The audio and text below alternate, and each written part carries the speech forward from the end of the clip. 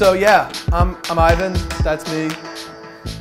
Not the dog. The dog's Darwin. That's the dog that runs around our office at Yelp. But I'm Ivan. And so we're talking about OSXCollector today. And that's something we built at Yelp. It's an automated tool for forensics evidence collection on OSX and analysis, which when I first learned about forensics, I thought sounded really boring. But hopefully by the end, you will perk up and be like, wow, that's really cool. That's my goal anyway. Yeah, so what exactly will we be doing here? Basic agenda. The left shark's just begging the question, like, what are we doing here? Yeah, so I'll introduce myself a little more, and then we'll talk about, like, what was the problem? Why did we build OSXCollector? What is forensics collection and how does it work? What is forensic analysis in this case and what are we doing there? And then you'll all probably just break into spontaneous applause at some point during the whole thing. So that's the plan. We'll see how it goes.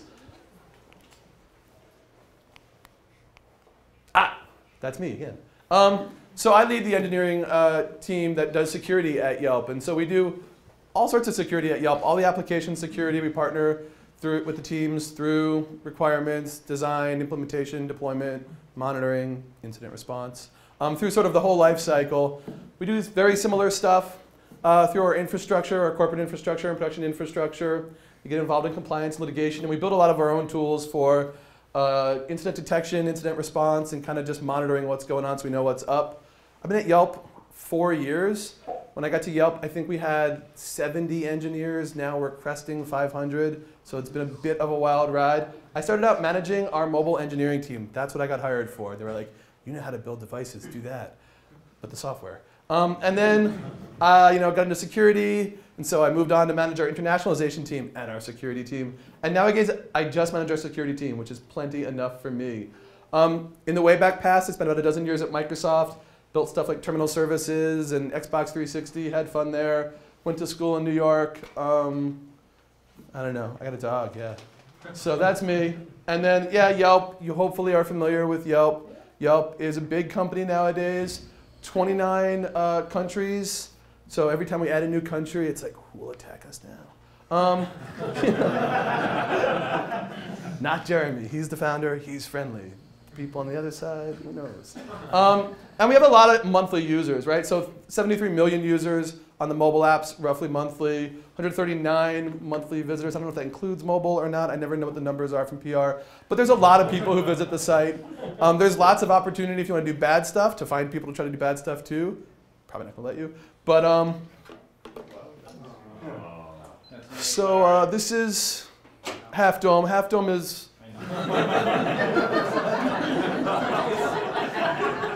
Let's keep going. This doesn't always clicky. It's me. The clicker's just, Yeah, it should be good now. We'll see. Oh. Okay, so what are we talking about here? What's the problem we're going to talk about? So if you think of a corporate network, sort of these are your typical diagrams. A lot of stuff going on, access points here, access points there, ingress, egress, what's going on. It's like, great, cool. And then if you're like in security, it's just like, whoa, look at that suspicious call out. Oh, what's going on, that DNS request? Oh, alert, alert, malware, oh, fuck, what's going on? So it's like, that's the world that I live in. And it's like, cool, wow, a lot of alerts, things on fire. Jedis storming in, blowing us up, like bad stuff. So, we built OSXCollector because OSX has malware. And we were like, wow, lots of malware. This was good. We were advertising the Tech Talk, and someone asked, how much malware is there really on OSX? And I'll repeat it. It has shit tons of malware. That's why we built a tool, because we didn't have one that we needed. So we needed to prevent this malware. Like, malware on OSX? Ha ha ha, that's all fun? Not so fun. Like, your typical malware is going to have 3 or 4 methods of persistence where it's running as root on boot. You can't stop that. You can't. When it boots and it's already run before it gives you that cool session to log in or whatever, that's bad. So we wanted to prevent the malware on our systems. We thought, like, that's bad. But we had no idea how. We had absolutely no idea because we didn't know where it came from and what was going on. On Windows, there was lots of cool tools. And on Mac, we just kind of were like, yeah, that's, whoa, a lot of malware. So we got together with some people, and we built a solution. This is not actually a picture of that. That's one of Yelp's hackathons. But we're building something, I suppose. You guys have shares at Yelp? No. Who has shares? We're very progressive in San Francisco, and standing is all the rage, and sort of hunching. So throughout the talk, we'll have a couple of malware prevention tips that will actually help you get rid of malware. These are things we learned as we figured out where malware came from. You should probably just enable click to play for Flash and Java in your browser, because the malware, it comes from Flash and Java a lot. Legitimately does. Yeah, so forensics collection. We built a tool to do forensic collection because we couldn't figure out what was going on.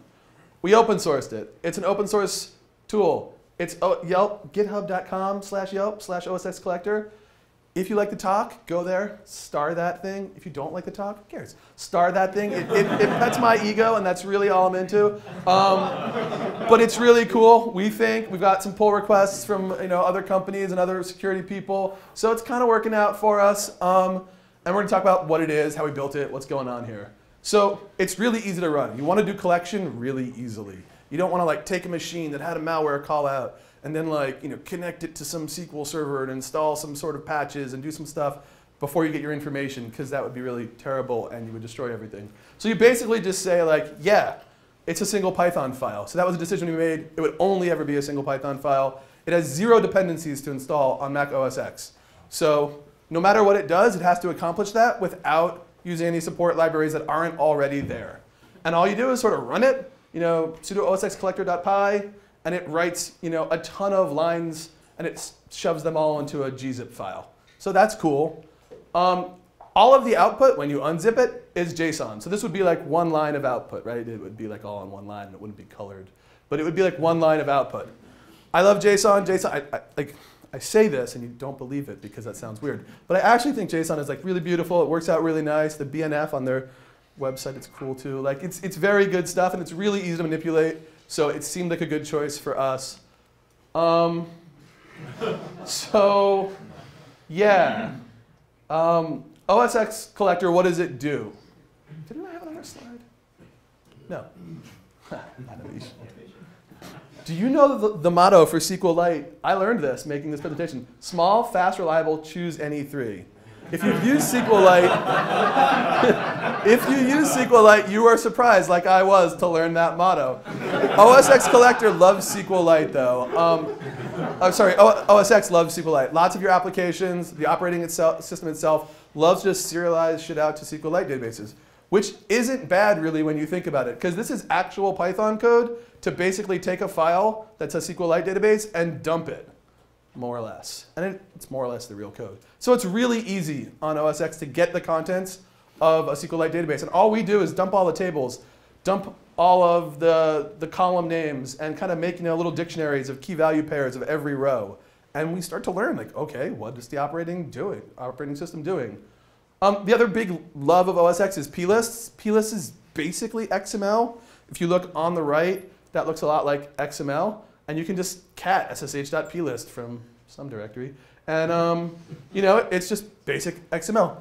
Plists also can be stored in a binary format, because why not? And there's this really cool, cute named tool, plist buddy. It's your little buddy. And you can have that print out plists, and they look kind of like JSON, but broken. But that's cool. So lots and lots of configuration for applications in the operating system are in plists. They're just sitting all over the disk. And you can basically interrogate them and find out what's going on the operating system. And so we just use this nice Python package, Foundation, to sort of read plists. And it's sort of an Objective-C wrapper. If you've written Objective-C, you recognize these unbelievably long names that Objective-C likes to use.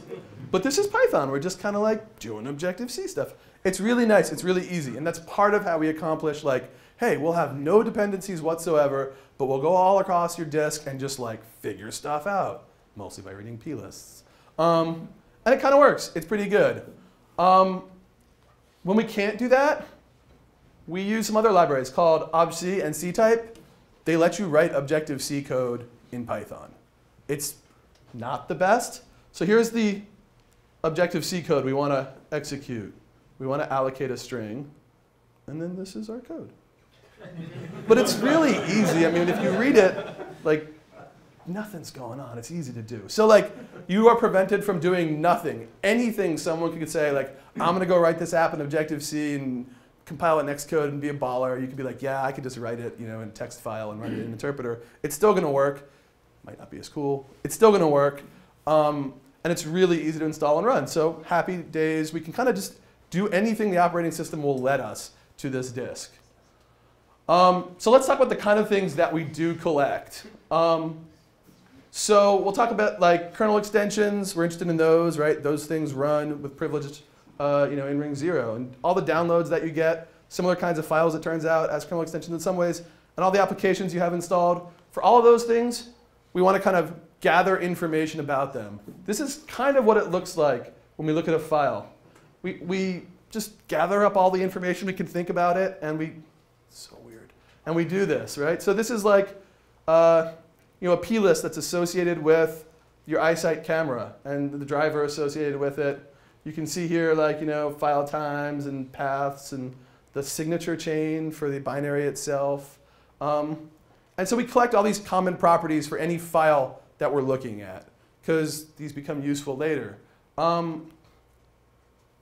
Interestingly, in plists or SQLite databases or random other places on the operating system, timestamps are stored several ways, like maybe 4 or 6 ways, maybe, which can be kind of hard, because if you want to say, like, what happened at this time, and you have a timestamp, and you're like, what happened, I don't know, a minute before that? You can't use the timestamps to figure that out. So OSXCollector actually normalizes all the timestamps, so you can figure it out, which is kind of cool. It was non-trivial. It's now trivial, I could describe it to you, but it was non-trivial at the time. It also collects hashes for every file that it works with. And so this is an interesting sort of side note, right? People will tell you all the time, antivirus is dead. Antivirus isn't dead. Antivirus, for the most part, looks at hashes of files and compares them to a known database of bad shit. And it says, oh, look, that's the bad shit. I'll tell him about it. That's useful. It doesn't necessarily prevent things from happening. It doesn't necessarily find stuff it didn't already know about. But it's a nice defensive layer. It's like, it can tell you right away about a problem it knows about. That's a nice layer. So defense in depth doesn't die off as like a thing. So antivirus kind of works. It's not the best. You need more tools. That's why we built tools. But it's cool, and file hashes are real cool. Why so many hashes? Why so many hashes? A great question. So a lot of stuff, if you're looking at hash databases, depending on what sources you're using, might only have SHA-1s or MD5s. So MD5, you're going to have the most collision. SHA-1, you're going to have the least, or SHA-2, you're going to have the least collision. SHA-1's in the middle somewhere. Lots of people have asked me, like, why do we have all these hashes? We don't need all these hashes. Let's just use the MD5. It turns out, unbelievably, tons of shit collides with MD5 on your hard drive. Like, that space is small enough to collide. So lots of hashes. It's cheap. We read the file once, and we run all 3 hashes in parallel. It doesn't really take any CPU. The follow-up question was, have you found MD5 collisions with different SHA-1 hashes where the MD5 collision might have been intentional? I do not think we have. Siemens hasn't made Stuxnet for OS X yet. Yeah. Still an alpha. I don't think we've seen intentional MD5 collisions. We have seen tons and tons of source code that magically has the same MD5 as other stuff, which is really annoying if you don't know how to filter that out. MD5s aren't great, but if that's like where your source is, you'll use them. So those are like what we do for files. And so then quarantines are a really cool concept and very valuable in trying to figure out what went on in a system. So OSX quarantines, they're that thing that comes up and it's like, you downloaded something from the internet. Are you sure you meant to do that? And you're like, okay, yeah, I meant to do it. The cool thing is, I mean, they're not cool as a user, like they're completely annoying. The cool thing is everything you download from a modern web browser and from like Mail app and a bunch of other stuff, create quarantines that stay forever in a file on your disk. And so you can install stuff and then uninstall it. The quarantine's still there. It still knows that I went to alfredapp.com and downloaded Alfred because I like Alfred. It's a nice desktop thingy doohickey. So like, yeah, that's great. So really interesting. If something automatically downloads and executes, but it installs, it's probably here or in the install log, which is like a really similar list of stuff. And so you'll probably be able to find it. Startup items. So lots of people talk about OSX startup items. There's been some really interesting conversations at security conferences recently. Basically, OSX launches tons of stuff when the operating system starts. Most of the stuff is very privileged. It launches lots of binaries, lots of scripts. They just launch, it's cool. It gets everything set up and everything.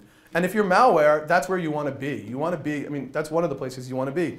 You want to be sure that every time the computer boots, your code runs again, your code connects to your C2 server, downloads more stuff, your code persists beyond whatever people do. So startup items are really important. There's many, many places for startup items in OSX, dozens. So we try to find all the ones we know and enumerate and figure out all the files and get their hashes and all the good stuff. This is cute. So on OSX, binaries can be signed. And so the signature on a binary says, who signed this binary and says it was good? This is SSHD keygen wrapper. So this is like when you make an SSH key, this is some of the code that's going to get used and run if you have GPG tools installed and whatever. It's not signed. So OSX still runs it. It doesn't care. OSX's rules go like this. If a binary is signed, then it looks at the binary and tries to see, is the signature valid? Using in part information the binary tells it about what that binary thinks valid looks like. If the binary is not signed, it just runs stuff. And OSX, just run it. You can't validate it. There's no signature. And OSX ships with tools to remove signatures. So signatures are important, not to OSX, but to forensic analysis. And so we check those when we can. And when we can't, that's sometimes fishy. Is that what the firewall uses to determine what it asks you about and what it doesn't ask you about? Yeah, so the OSX application firewall is an option to say only or automatically run, let signed applications go through the firewall. That's what it's looking at. So I guess SSH keygen won't go through without you saying something. But if that goes on the network, you're screwed. Is that still the case with more recent versions of OSX? Absolutely. Really? Yeah. Why would they do that? They would have made the choice to do that. You're asking me to conjecture? I worked for a long time making operating systems and tool chains for people to build binaries and things. It's hard. It's hard. It's hard to teach developers how to do something right. Signing things is pretty hard. Having a review process that someone has to go through is hard. I'm just guessing what Apple does. But it's like, if you just want to run some stuff on your own machine, you don't want it signed. You just wrote it. You're like, yeah, man, I just wrote this. Now I'm going to run it. You don't want it signed. Maybe the tool chain can sign it for you. Who knows? Anyway, I don't know why. There's some really cool people doing research that are asking the same question you're asking, why? I think the answer is it's a bad idea, and they're not really fully up to date on what they're doing there. At the same time, OSX runs tons of shell scripts on boot. Just shell scripts, bash scripts. Those aren't signed. Those aren't tracked. I don't have the canonical hash for those. I have no idea what's in those. So, maybe some bad stuff is there. Probably some bad stuff is there. If I was putting bad stuff on OSX, I would take shell scripts and turn them into launch agents and run them because they'd probably work. So do you guys collect kind of key bash scripts that might be invoked on boot or in common operation in addition to the virus? Yeah, so the question was, do we collect common startup items, shell scripts and things so that we kind of know what's going on? We absolutely do. We take all of this kind of stuff and we look at across all the collections that we do, what's common and what's different. And that helps you sort of normalize and say, what should be here? It's not perfect or anything, but it helps. So malware prevention technique number 2. First, a question. How does Yelp make their money? You should run an ad blocker, though, because lots of malware comes from ads. But we don't run malicious ads. You can simply edit the whitelist in your ad blocker to include Yelp, and that would be a great favor to me. OK, so that was forensic collection. We talked about what kind of data does OSXCollector collect, how it does it. So now it's time to talk about analysis. Analysis is the cool part. Collection is not fun. No one likes it, really. It's just work, grunt work, and okay, you did it. Analysis is really fun. It's like, let's piece together what happened. You have some clue usually, right? So in the very beginning, we had our Death Star, we had our alerts, some clue that you decide, I'm gonna do like a decent amount of forensics collection on this machine, and then I'm gonna do some analysis because I think something. It called out to an IP address that I didn't like. It went to, it made some DNS requests I didn't like. Some endpoint detection software that's running on it like told me something I don't like. And so I'm gonna start with that, do a bunch of collection, and figure out what the hell has happened. It's really challenging. Doesn't always even work, but it's really fun. And so you can start with just manual analysis, and that's what we started with at Yelp. And so, it's JSON. JSON's easy. Cat it out. Grep for something. Grep for a 6-minute window of time around when stuff happened, and see what's there. And the answer is maybe the stuff that you're interested in. Sometimes you do this. You see, like, oh, look in that 6-minute window. They like downloaded something and installed something. Then installed 7 more things, including kernel extensions. And I don't understand what any of it is, and so like it might be bad. Yeah, that makes sense. And then if you're not familiar with this tool, JQ is like my favoriteest tool. It's just a simple tool for parsing JSON on the command line. So I used to use MapReduce a lot to do the tasks I do today with JQ. If you've got like less than 5 million lines of JSON in a file somewhere, you can just use JQ and find whatever you want, and you don't really have to use MapReduce. It takes longer to launch the MapReduce generally than it will to actually use JQ and find your answer. So like this is URLs in a time window by asking JQ to just print URLs. And this is grepping out a single user. If you find my name in your collections, let me know. That's bad. But you could find stuff. So a lot of manual analysis. Hey. Do you use the time? So you said it was normalized. Is it normalized GMT or local system time? It normalizes to local system time of the machine where the collection takes place. And you can run collection on a disk image. So you can run it on a live machine, or you can run it on a disk image. It's wherever it's taking place. It's the clock on the machine that's actually executing the Python code that's doing the collection. I don't know if that's the right idea. It's what it does now. And generally, at Yelp, we have what we call YST, Yelp Standard Time. That's Pacific time, because it's warm where we are. And so we run this in YST always, and it works out fine for us. We can run it on machines that are in YST, even if we're not in YST. But it doesn't really matter that much. And sometimes you have to think hard and be like 8 hours, plus or minus, whatever. You get it wrong 3 times. But it works. So now let's talk a little bit about, manual analysis is fun. You find out stuff. You feel like you're a sleuth. You like get really excited when you figure it out. And then, I don't know, you do something else, probably. But then there's sort of automated analysis. So OSXCollector has a full framework for automated analysis. Very simple design pattern, pipe and filters. All of the data runs in. Every line of collected data runs in as a single sort of piece of input and flows into a filter. Then the filter does something to that data, maybe, like alter it, or delete it, or turn it into 10 pieces of data, or whatever, and just passes it on to the next filter. And so it has nice classes for making base filters and chaining filters all together, like this nice little chain, and for sort of just dealing with the data. And so this is not unlike the chain of filters that we use at Yelp for automated analysis. It's like more or less kind of sort of what we do. And we'll talk about some of these filters and how they work to give an idea of like what would be interesting if you were doing forensic analysis on some of this output, and kind of some of the features.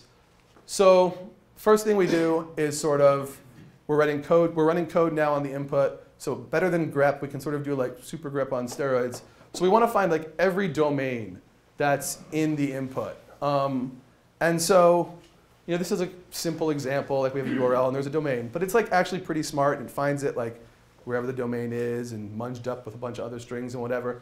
And all this filter does is add another key value to the output, and it puts the domains that it found in, which is more or less boring, but it turns out that later down the pipe we can use these domains to do more interesting stuff.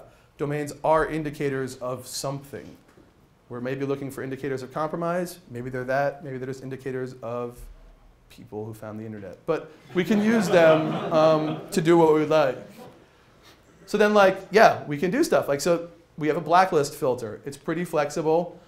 We can match any key in the input. We can match with regexes or exact matches. It knows smart stuff about how to deal with domains because we use them so much. It seemed easier than writing domain regexes. And all the blacklist does is it kind of loads up some text file of like, this is the stuff I already figured out is always bad.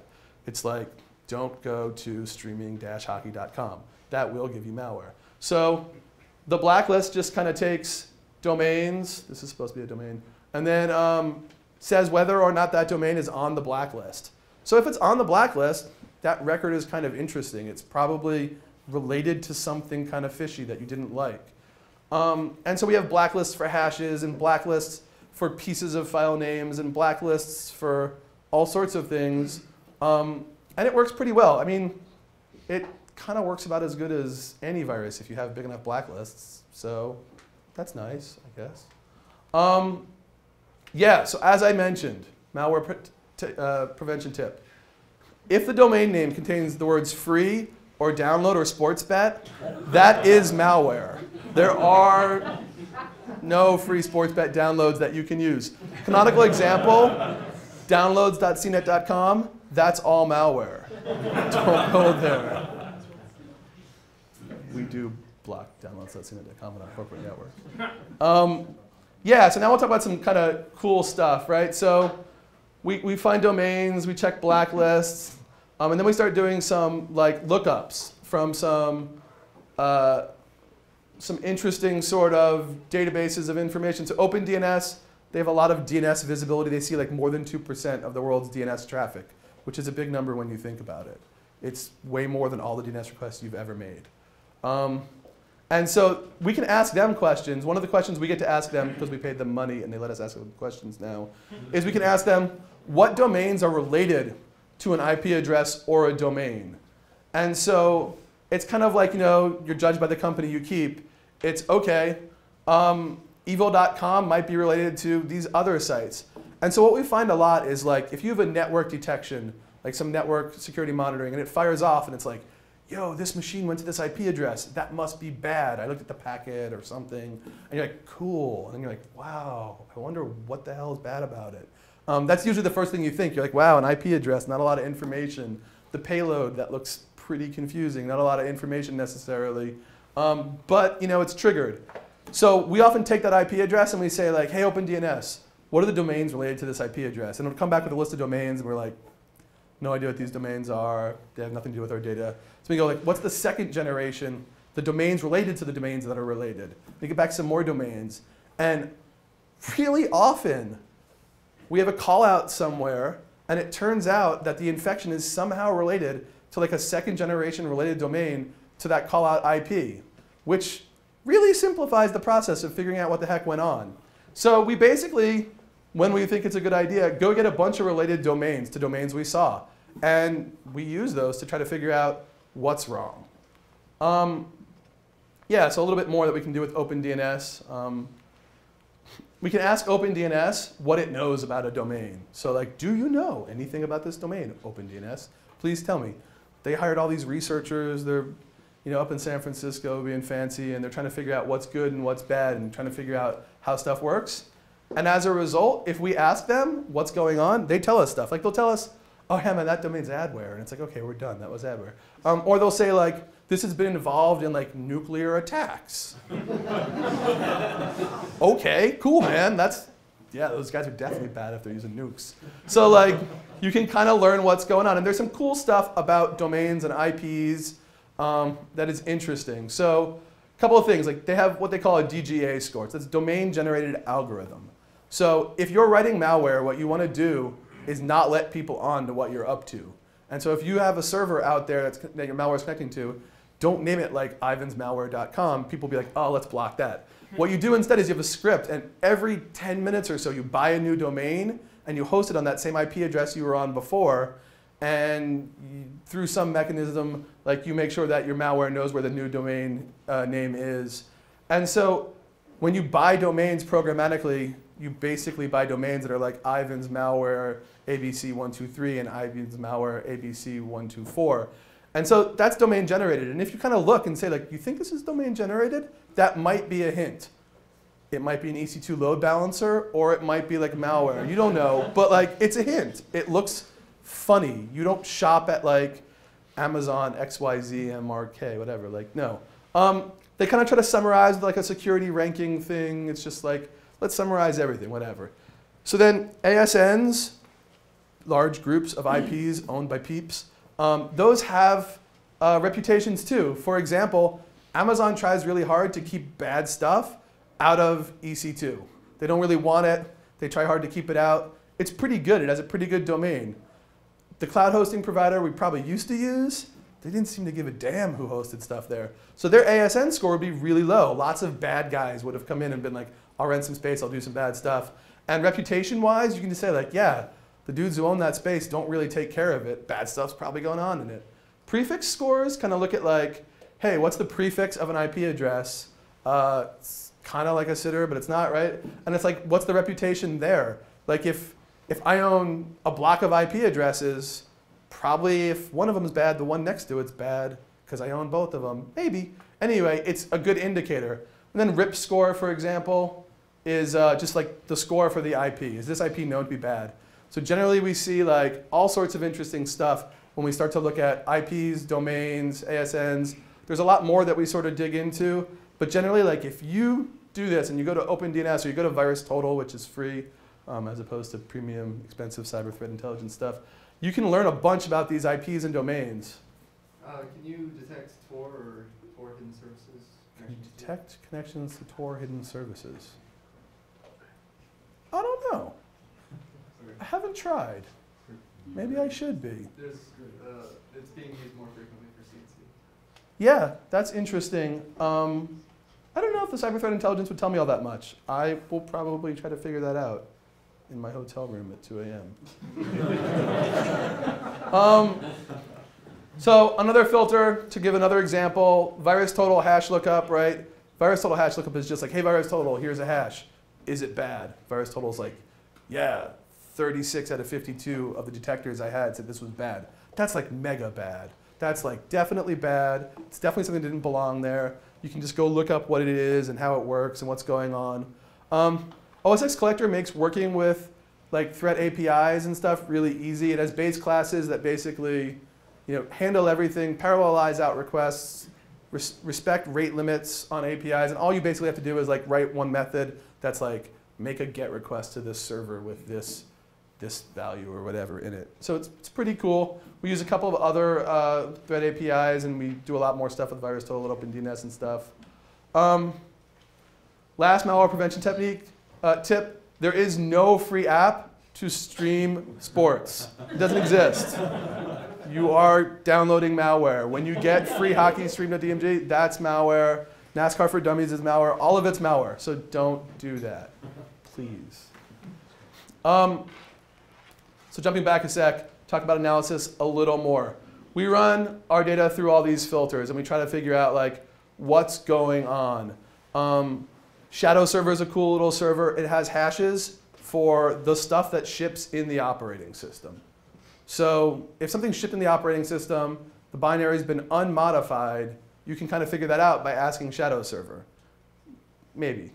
Find related to files filter is cool. It kind of takes any kind of snippet of a file name or a path or whatever and finds everything related to it in some way with a goal of saying like, hey, this is related, maybe it's bad. We move all this output through, we look at all your browser history, we figure out what's going on with your browser, we can figure out not just like your browser history, but did you click on this link or was it like a hidden iframe that it opened up in? That would be bad and probably bad stuff occurred. We move the data through the pipeline. We actually have a recommendation filter that just reads all the data at that point and sees like, oh, well, VirusTotal said this line was bad, and OpenDNS said this one was bad, and this is a matching hash. And it just outputs in plain English what it saw and what it thinks the next steps are. For commodity malware, like pretty much all the time, it just kind of tells you what to do. And for more confusing stuff like callouts that you might see on your network or network security monitoring callouts or whatever, I'd say we're roughly in like the 60% range that kind of figures out what's going on in this machine that caused it to do a behavior that we weren't interested in. That just outputs more JSON. Sometimes it's over, we're like, yay, we figured it out. Sometimes we're like, whoa, who knows? And then we just manually work through the JSON some more until we figure it out. And then we go and take remediation in our network and across our machines to prevent this stuff from happening again. I don't have graphs that show you like what malware infection rates look like or what network callout rates look like or any of that stuff. But they look like that, like they just tail off, like down and to the right, which is really cool. Yeah, so this is the point where everyone must be thinking to themselves, wow, this is wonderful. Before we finish up, one quick notice. If you're a student, if you're an academic, we have this thing, the Yelp Dataset Challenge. We have this massive data set from places all over the place. We have lots of real data, real Yelp data. Don't scrape Yelp. Don't make a scraper and try to pull all our data. We block you and you annoy us. Just get our academic data set. It's full of really great stuff. And then we have a contest, $5,000 prize. It's a $1,000 prize if you get a publication with our data set. $500 for presenting with your data set. There's terms on our website. You can't come back and sue me because I told you you were going to win $5,000. But like academic projects, research, visualizations, it is really cool data. We've seen a lot of really cool stuff. It's way better than like junky data from the 80s that your professor might try to give you. So try using this stuff. It'd be cool. Otherwise, like OSXCollector, I had fun writing it on nights and weekends mostly. If you use it, I'm interested. Let me know. These are like your cool hashtags for like people who thought OSXCollector was cool before. That's my dog Molly. She's chill as fuck. Are these slides available? These slides will be available, absolutely. That's my dog Case. He's not chill in any way. If you have more questions, let me know. I'd love to talk. Thank you so much to Duo for this. This was a lot of fun. Thank you to everyone here. Much appreciated.